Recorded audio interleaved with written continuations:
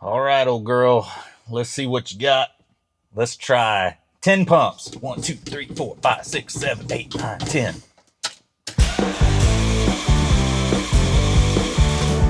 Ain't gonna do it. Maybe 10 more. 1, 2, 3, 4, 5, 6, 7, 8, 9, 10.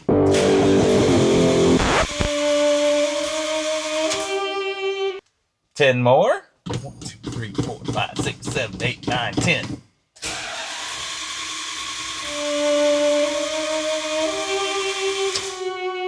No way, 10 more. 1, 2, 3, 4, 5, 6, 7, 8, 9, 10.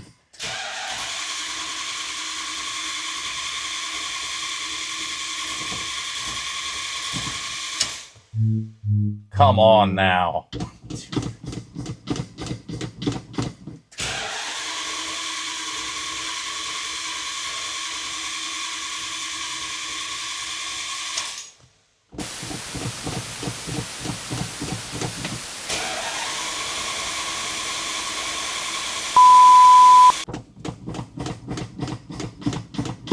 Are we out of gas?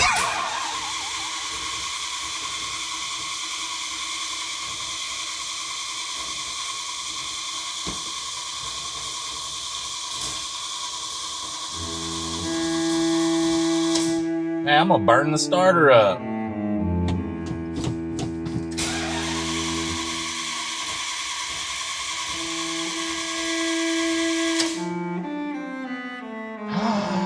All right, let's work on it.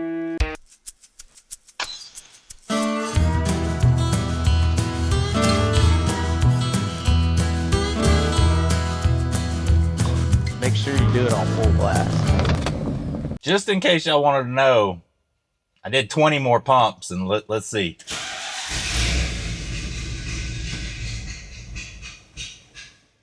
So she's a 70 pumper to get going. Yeah, we need to work on this thing. All right, guys, so the next video that I post on this truck will be the whole paint job with the patina scheme and everything. And man, if you're excited for that and ready to see that, it's gonna be all Rust-Oleum and all for under, I think, $200 in total. And we'll have a total paint job on this truck that will turn heads everywhere. If y'all are excited for that, just go ahead and punch that like button and we'll get on with the rest of the video.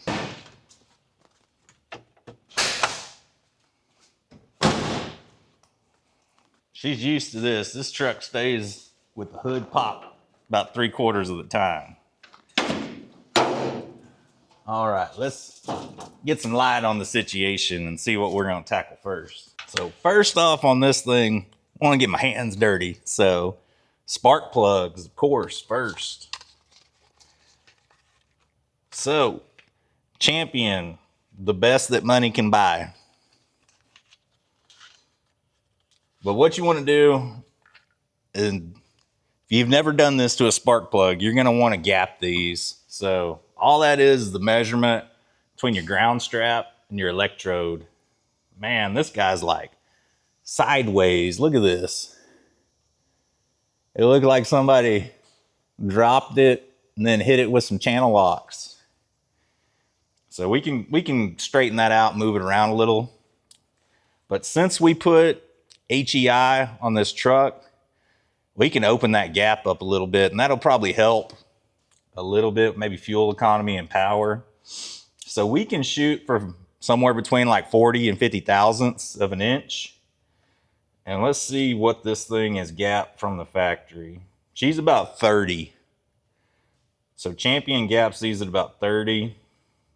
What you want to do is just run your spark plug around this gapping tool until you reach the number you're looking for. Let's stop about 45.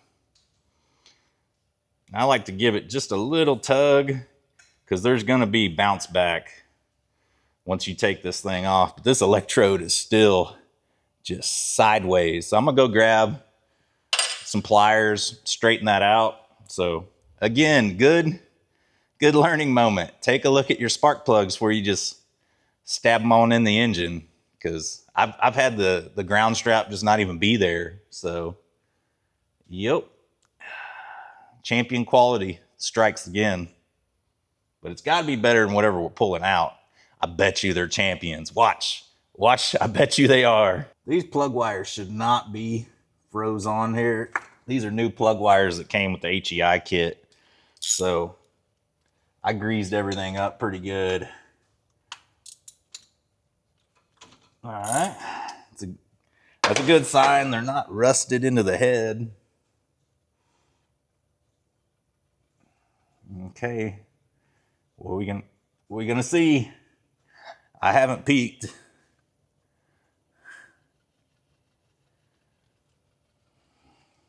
Champion. And it's the same part number. No, these are 14s. And I got 12s. I don't know. That's probably something to do with the heat range. I'm not 100% sure because just about every spark plug company numbers their heat range is different. So you'd have to actually pull up the Champion chart and look at the heat ranges and things like that. Everyone's a little bit different, so you don't exactly know what you're getting. And as I change spark plugs, I do one at a time. Some guys will do the whole bank. I just feel like myself, I'm going to have a whole lot more opportunity to put the wrong plug wire back on the spark plug if I'm doing more than one at a time. So let's see if we can get these plugs started. Always start your plugs by hand. Don't ever set your plug in here and hit it with an impact. And I'm having a hard time even getting it started here by hand. I'm sure these threads are not in the best shape. They're probably just dirty. But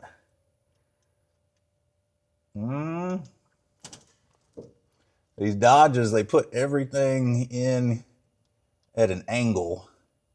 So it's going to trip all us Chevrolet guys out. We ain't going to know what to do.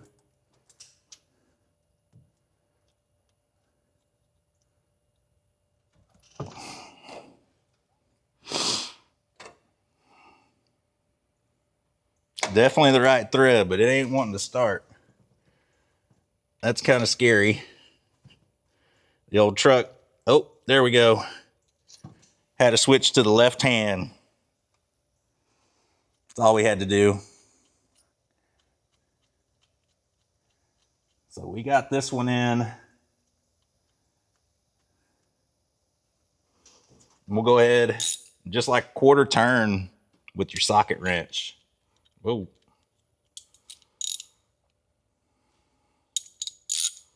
All right. Snug it up. These have a little washer you kind of need to crush. Go ahead and put your spark plug boot back on. You kind of want to feel like a positive engagement when you push that spark plug boot back on, like a click. You won't always feel that, but sometimes you'll feel the terminal go over the spark plug, and that's kind of what you're looking for.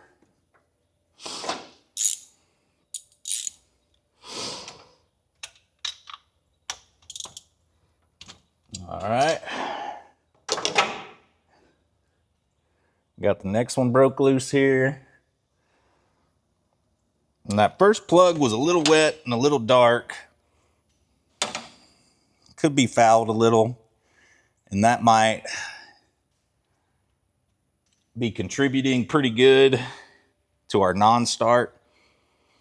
I mean, for an old carbureted engine though, I'm not gonna lie, that's not awful. I've seen a lot worse. Them Chevys, you know, I am a Chevy guy with a small box. For some reason on the front of the motor, almost always, if it's an old motor with a bunch of miles, the front plugs are gonna be wet. My God, look at that. Straight out of the box, the ground strap is like barely on there. God. Well, let's go ahead and leave these needle nose over here. so I can straighten every ground strap out. Man, this thing's like bent. This might be the worst set of plugs that I've came across in a while. Try and kind of straighten it up with my tool here.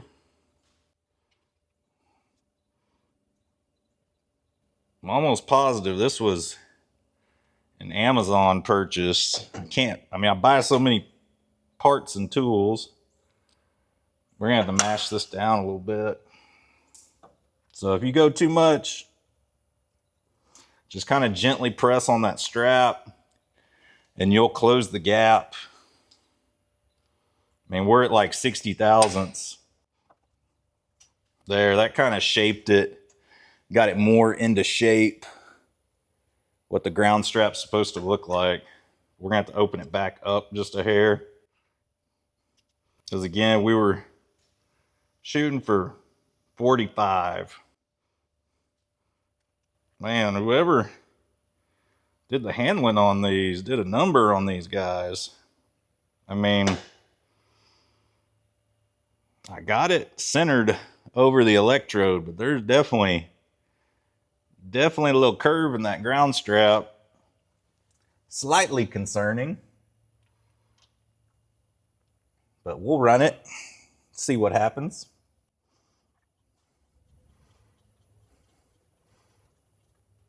Honestly, it's been a really long time since I've opened a box of plug wires and had them look in that bad a shape.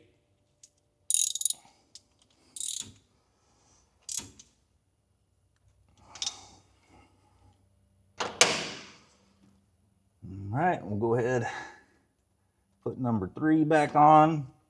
We got the little click from our spark plug boot.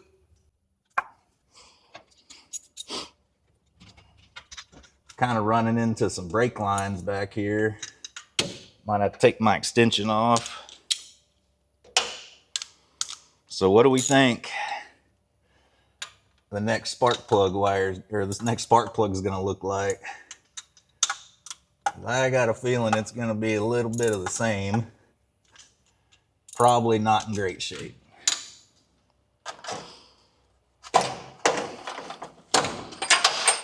Uh-oh. Can't lose my gapping tool on this job. A lot of times you don't need it.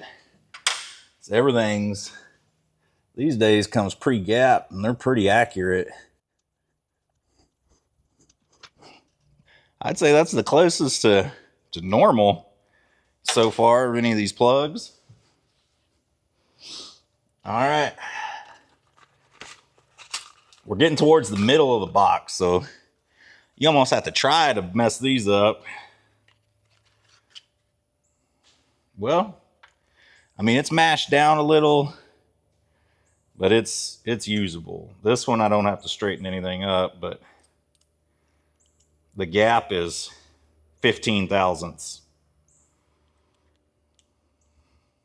So it definitely had been mashed down some.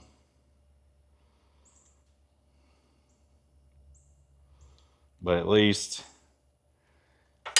it's not all crooked and wavy like everything else has been.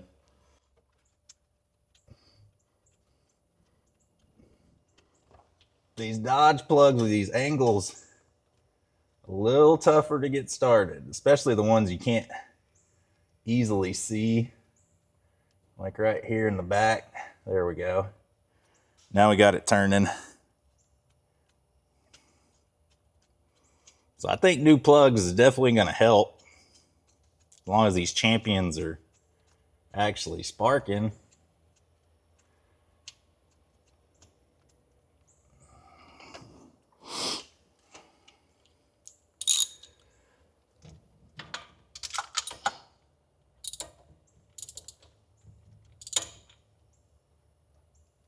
All right. Snugged up. Throw the boot back on.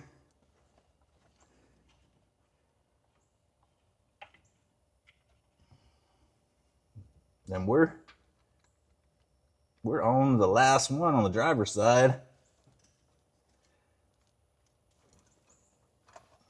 I kind of didn't like the engagement on that one. Sometimes you gotta stab these guys on. There you go. Just back it off and retry.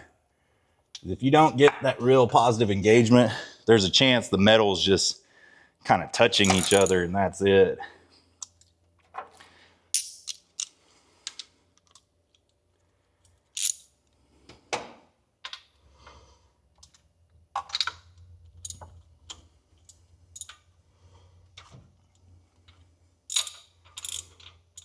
None of these have been very tight, so I like the technician that serviced this one last, made it easy on me.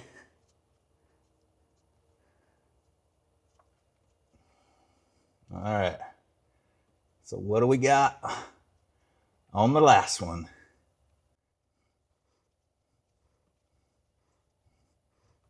Oh, these are long-winded.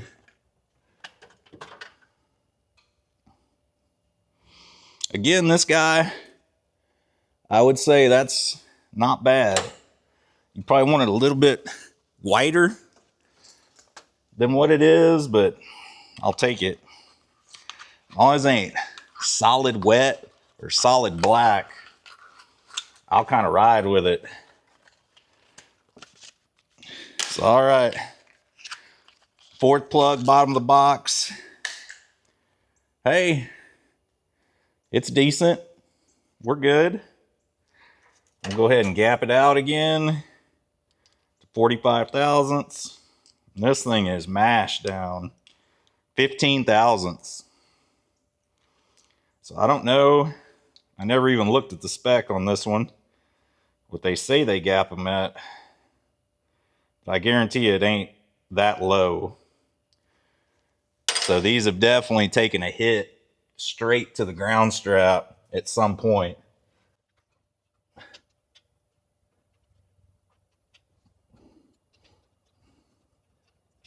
Pretty sure I was just getting shocked by the battery. That's how sweaty I am. My body going across the positive and negative totally just shocked me.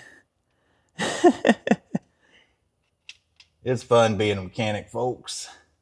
Everybody should do it. All right, let's get this guy tightened up. Get the spark plug boot on. Then I'll move on, take care of the passenger side. We'll pick up on my next task here of getting the cold start maintenance done.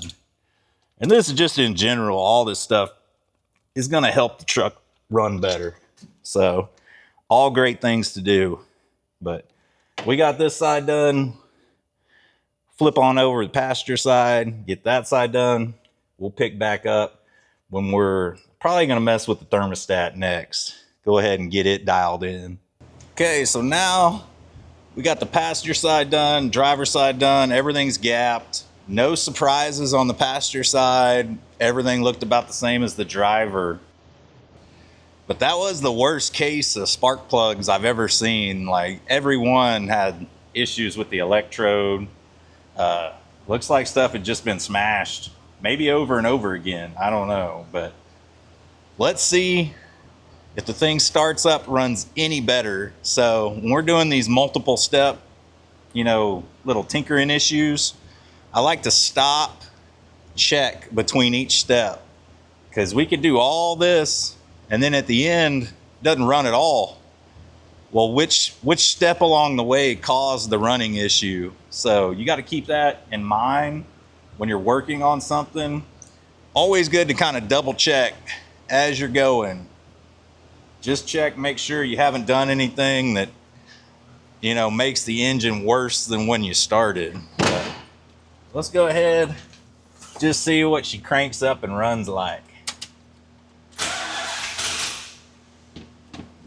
Pump it a little more. Maybe a little more.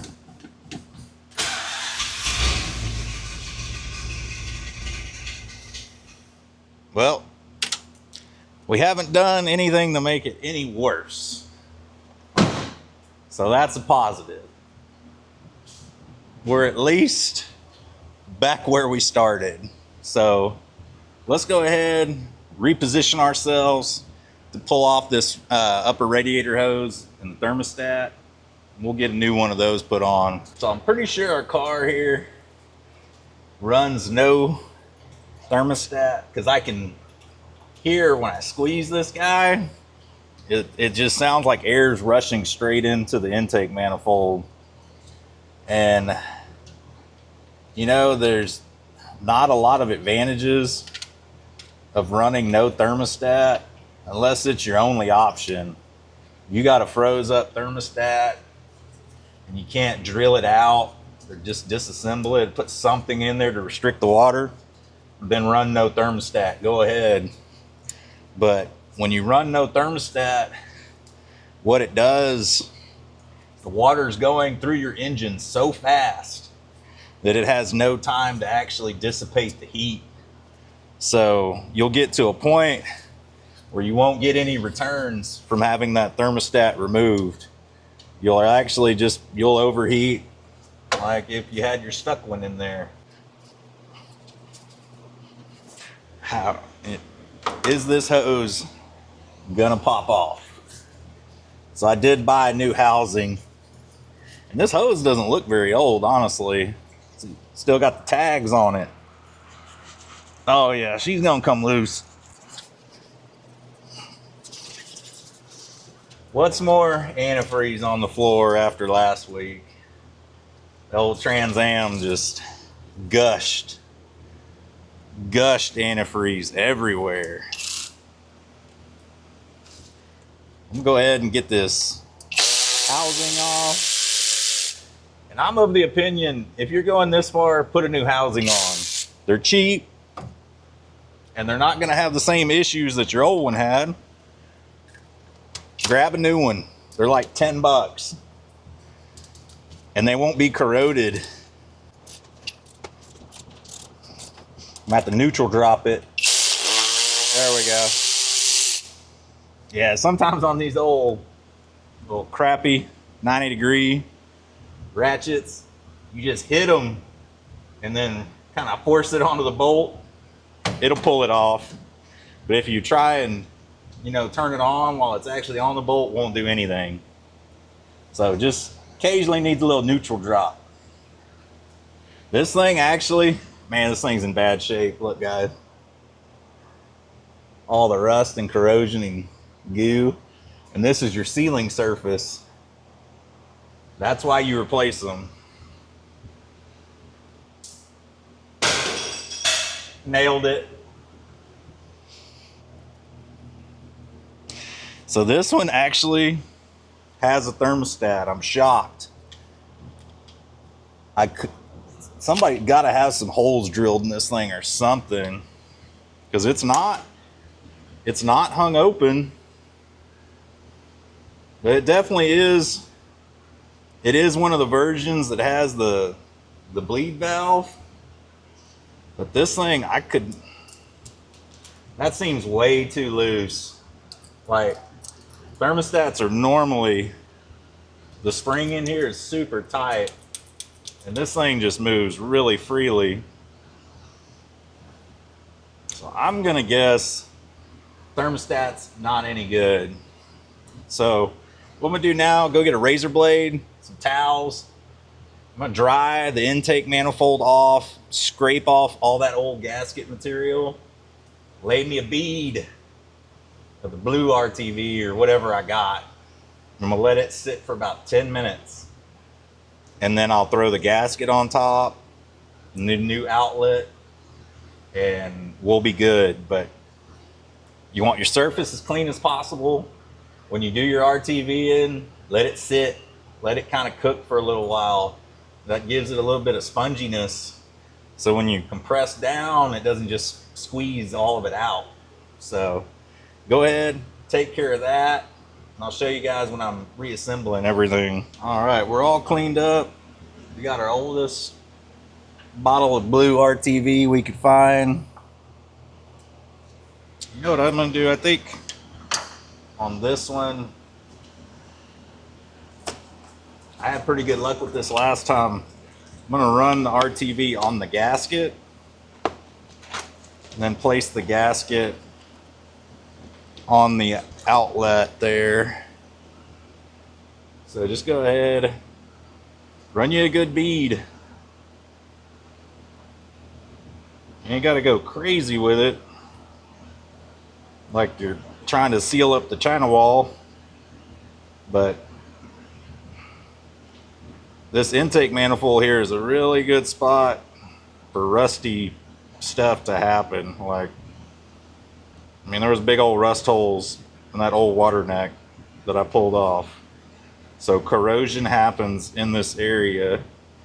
What this RTV will do, kind of fill in those imperfections, help this gasket seal. That's all it's doing. So we'll go ahead, line her up with the bolt holes, drop her down. We're gonna let it sit, cook for about 10 minutes before we torque anything down. All right, so we've had the thermostat gasket in there cooking for a little while. Place the thermostat down. Then we're gonna go ahead and put the new water outlet in. Just kind of gently put this guy in because we're gonna need to be able to move it around to get the bolts centered here. Don't want to cross thread these guys because this is a steel manifold, but the aluminum ones, it's super easy. But you don't want to spend a day of your life trying to tap and rethread thermostat housing bolts. It's not a fun process.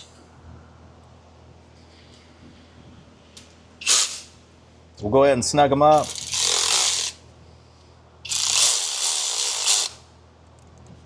I'm gonna do a little bit at a time, so everything's kind of even going down.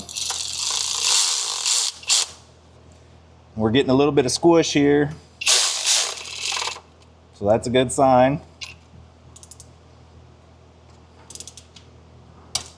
I'm gonna switch over to my 3/8 hand wrench just so I got a little bit better feel what kind of torque we're putting on these.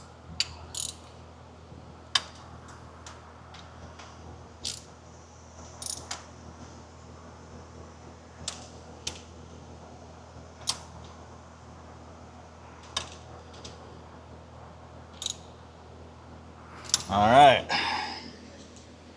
so we got that tightened down. I'm gonna let that sit for a minute before I run any water through it. In the meantime, this radiator cap, somehow that thing had a suction on it. God. All right, we gotta do it fast. I gotta put a new radiator cap on because this thing was just leaking at weird times. I don't understand. But we'll put it back on here real quick just so this thing will quit draining. But wanted to put a new cap on. Just, I don't know. I like to do that if something's been sitting for a long time. That radiator cap, if it opens too easy or just stays shut, it's gonna lead to kind of weird overheating temp issues also. So we're gonna let that sit for a minute, just kind of cook. And we're gonna add some water to the system after we get the upper radiator hose reattached here. So we'll give that a minute and I'll go ahead and attach it. We'll move on to our next task. All right, let's go ahead and throw a little water back in the system. No funnel needed since I already got a mess on the floor. Let's see if I can nail it. Not too bad. Tiny drips, that's it.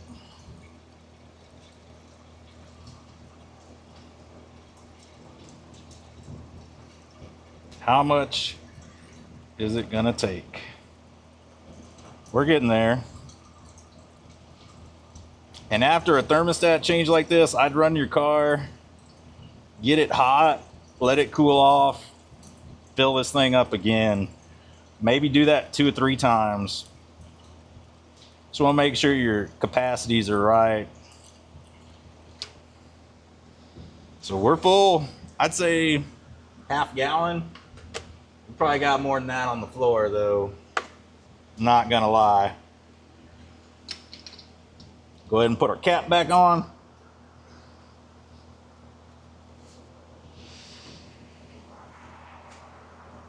It's tight. Hopefully it won't leak like the other one. Then let's move on to a little carb tuning, choke action. All right, so one of the main issues I think we're dealing with is the fact that the old choke flapper ain't hooked to anything. See, our rod over here is way too long. So we could shorten this guy.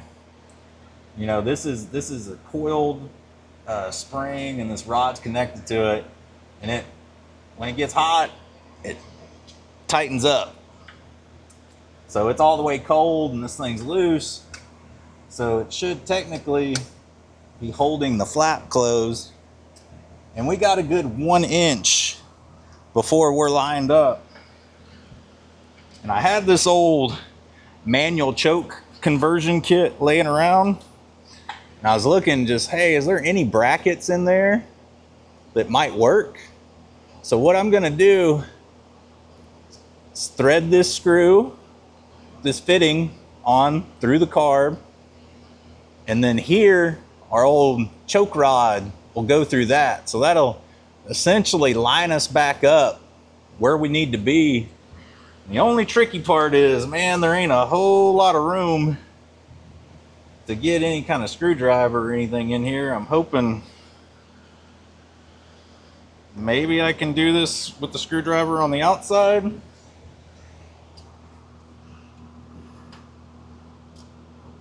If we do it, yeah, we're gonna, and I cannot lose this screw because there ain't no more. That's it. This is the only screw. So that, I don't know if this spacing's gonna work.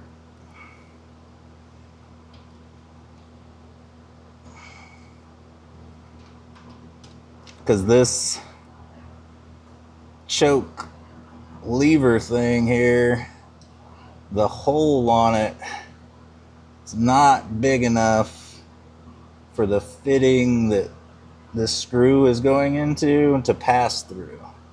If it was, that'd be great.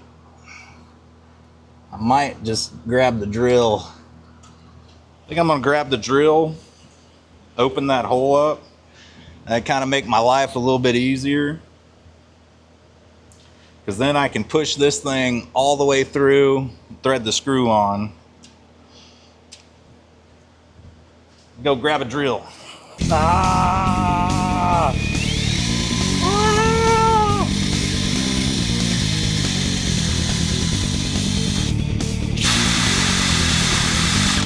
All right, we're opened up. That better be big enough, because there definitely ain't no more meat on the bone there. I can tell you that. Please, please, please.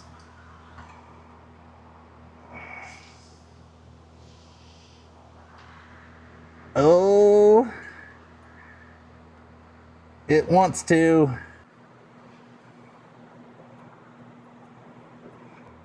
Not 100% sure this action's gonna work, but we're gonna give it a shot.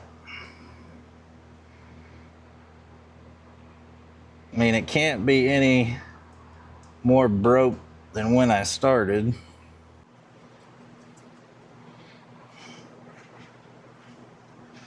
Well, because this thing's, yeah, this bracket's gonna have to be on the outside. Yep. Well, our drilling was for nothing, I think, but at least it'll let this fitting go all the way through.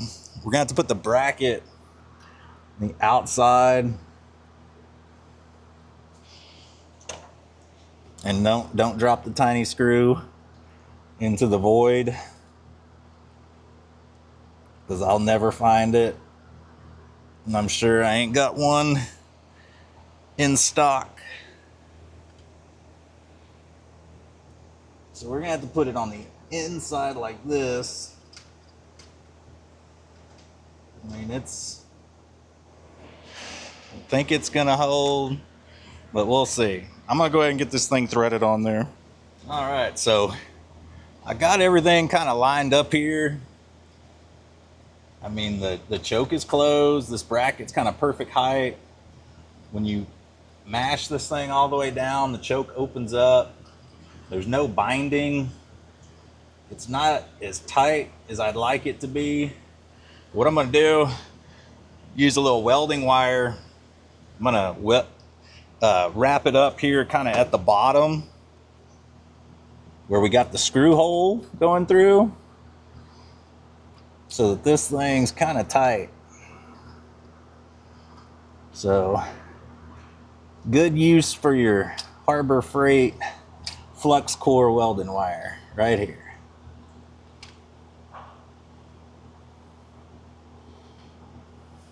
So we'll go ahead, make a couple wraps, try and do it where nothing's gonna get in the way of anything.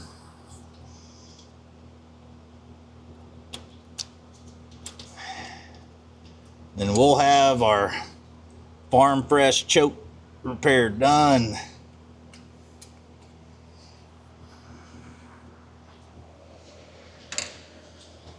We'll trim off our excess here. Go ahead and slap it. That ain't going nowhere. And then let's go ahead and start the car. And we're going to check for cooling leaks and if this choke opens as it should as the truck warms up. All right, so keeping score, we got new plugs, choke hooked up.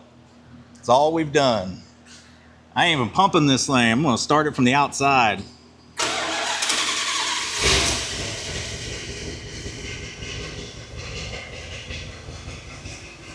It's idling better already, I can tell.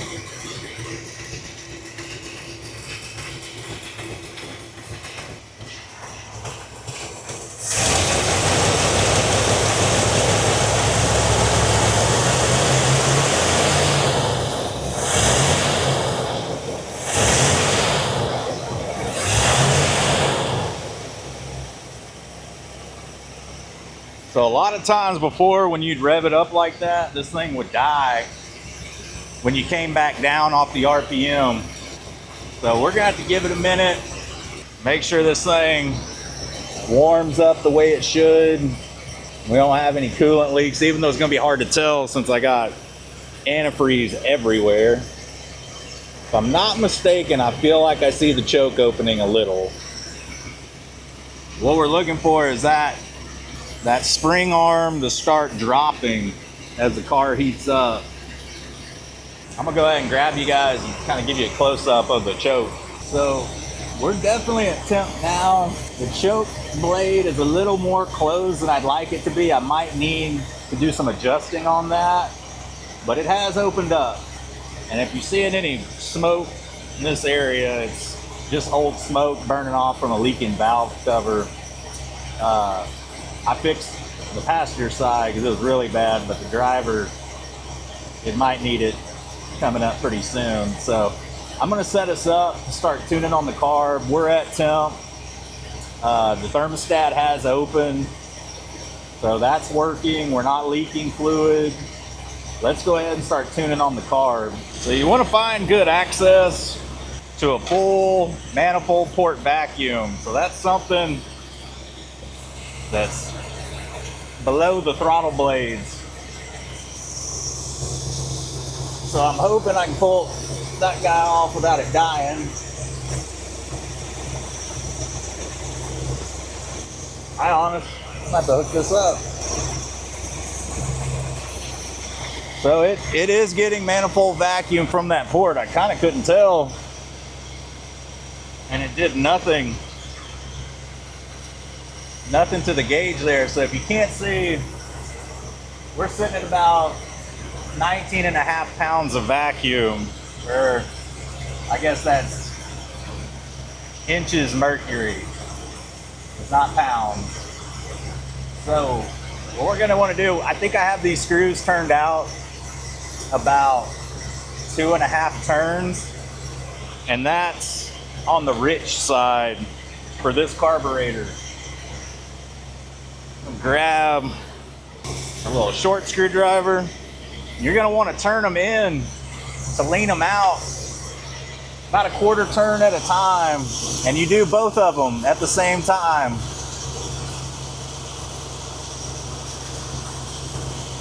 What you're listening for is an audible change in the motor, increase in vacuum, decrease in vacuum. Man, I'm having a really hard time getting that one. I'm gonna have to move to the other side. And you might need to blip the throttle a little bit.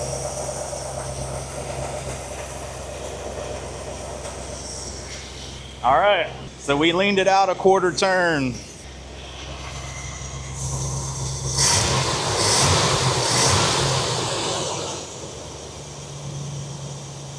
I would say we went up by one inch of mercury. So let's go ahead, hit it one more 1/4 turn. What we're trying to do is we want to find the point where it doesn't change anymore. So when it doesn't change on our step, then we'll back it off 1/4 turn.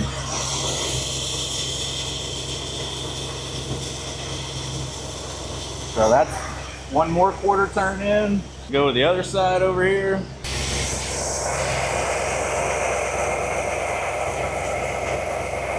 One more 1/4 turn in. And I like to go ahead and just blip the throttle a little bit.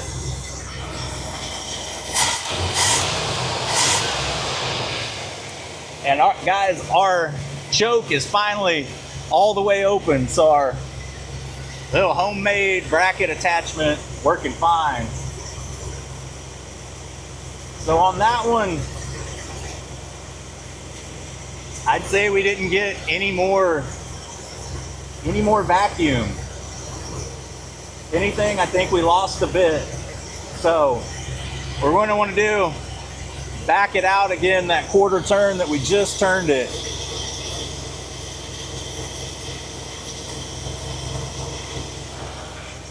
Do it on both sides, and we're gonna call that good. So this thing didn't take much dialing in. I kind of had it dialed when I put it in originally. You want to fatten the carb up a little bit just for when it's sitting. That helps, you know, like once this thing's got some temp in it, it's gonna want to boil off the fuel. If you run it a little bit rich, that helps it out a lot. So go ahead.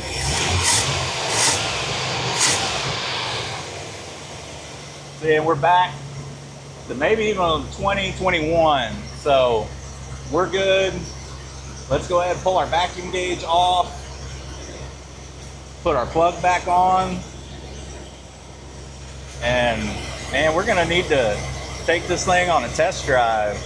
All right, we're all got the hood closed. Let's feel what hot start's like. Man, this thing just cranks right up. So if you guys haven't watched the other videos, this truck has a big issue when it's cold. Going into gear, dying. Oh. Woo! She's rolling real smooth like. Now let's just see if our suction cup camera device holds on for the ride. Oh man, this thing sounds great.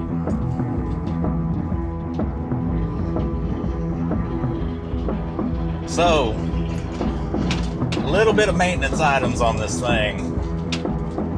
And I think the main thing is this truck is a vehicle that needs a functioning choke. So you can start this thing up after 70 pumps and get it going. But that choke is there to just cut the airflow down a whole lot.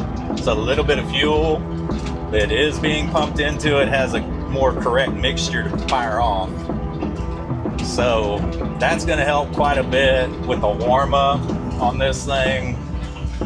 And it's going to be night and day. Cold starts are going to be no problem anymore. And then we're cutting down our warm-up time, because it was, I swear it was at least 5 minutes, because I would set my timer on my phone for 4, and then she'd die a few more times before I could get it rolling. A lot of guys might think that's a timing issue, but I got the timing dialed on this thing. It could have been spark plugs, but they didn't look real bad. Gaps were a little tight for an HEI. Opened all those up. This is kind of it. We had our carb. Our carb was a quarter turn off, kind of perfect tuning, but that's not a big deal. It was running, I would say, a little richer than it should have. That's it, but just a quarter turn, not like it was 2 full turns out or anything like that, guys.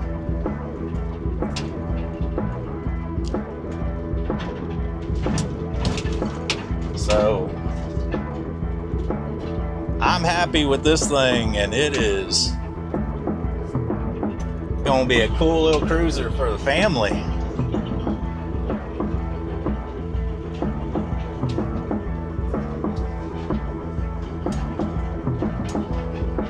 Doing a little off-roading, if y'all can't tell, in the pasture for the cows. But for once, there ain't none of them around to bother me.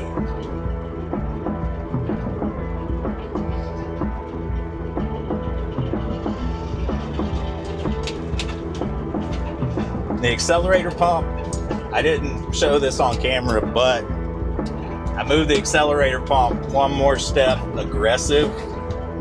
So that means that arm is going to articulate a little more than what it was. And that, I was just feeling possibly we weren't getting enough pump shot when we're stabbing the throttle. If it feels like it's bogging or something, I'll put it back to where it was. But just one hole over, not a giant adjustment. But I think we kind of got it dialed. And if y'all haven't watched any of them, man, go back, watch all the videos on this thing. We got it $1,300, dropped off to the door with a title. It's just somebody's old ranch truck that they gave up on. And I'd like to thank Chrysler Ignition Systems for helping me find these vehicles real cheap. I'm glad they made them that way, so people like me can find them today and rip it all out and have a cheap truck.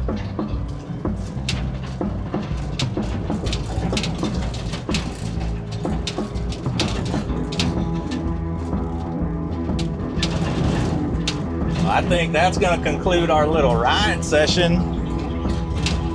She's mint. I mean, I would honestly register this thing and drive it on the road the way it is. Wouldn't be scared. She'll get up and go. All right. Success. Well, I thank y'all for tuning in to another episode of Full Blast Garage. We got the old Dodge, a little more reliable, a little more road ready. You know, it's just kind of baby steps at this point. Again, like at the beginning of the video, man, you need to tune back in because I'm going to do some special stuff with this paint. I mean, it's cheap and it's going to look so cool. Like I promise, I did my Blazer, a little bit different method, but very similar. And everywhere that thing goes, it gets compliments. And I got $200 in the whole paint job. So y'all want to tune in, watch that. This thing's going to have an awesome paint scheme. And as of now, after today, it's going to run good and hopefully not take 70 pumps of the accelerator to want to start. So I appreciate everyone tuning in. And man, until you see me again, just go out, do something that makes you happy, but make sure you're doing it on full blast. And I'll see y'all later.